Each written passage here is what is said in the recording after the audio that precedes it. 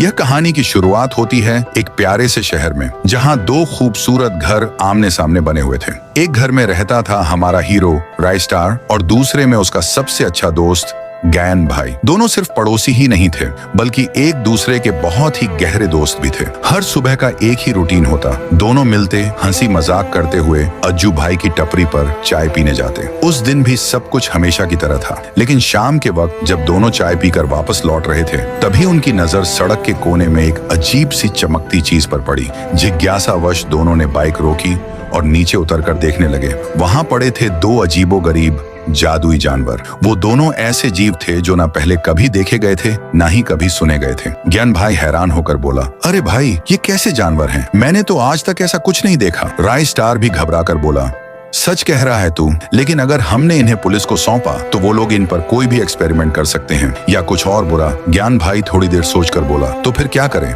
रायस्टार ने कहा, एक काम करते हैं, एक तू अपने घर ले जा, एक मैं अपने घर ले जाता हूँ, हम ही इनका ध्यान रखेंगे। और फिर दोनों ने एक एक जानवर अपने अपने घर ले गए। दोनों ने उन जानवरों के नाम रखे चांगू और मांगू। समय बीतता है और चांगू मांगू धीरे धीरे बड़े होते हैं। रायस्टार और ज्ञान भाई उनके साथ हर दिन समय बिताते, खेलते, हंसते, मस्ती करते। वो दोनों जानवर भी अब इनसे ऐसा जुड़ गए थे जैसे एक परिवार बन गया हो। लेकिन कहानी में ट्विस्ट तब आता है, एक दिन जब रायस्टार और ज्ञान भाई चांगू और मांगू के साथ मार्केट जा रहे थे, तब एक अनजान आदमी उन्हें घूरता है। उसके चेहरे पर एक खतरनाक मुस्कान आ जाती है। वह सीधा शहर के सबसे बड़े माफिया देवा भाई के पास जाता है। देवा भाई, जो जानवरों के गैर कानूनी व्यापार का मालिक था, उसने अनगिनत दुर्लभ प्रजातियों को कैद कर रखा था। वो आदमी कहता है, देवा भाई, मैंने दो ऐसे जानवर देखे हैं जो आपके पास वाले किसी भी जानवर से ज्यादा ताकतवर लगते हैं। देवा की आंखों में लालच झलकने लगता है। बस लोकेशन बता, काम मेरा। वो आदमी देवा को रायस्टार के घर के पास ले जाता है। देवा कहता है,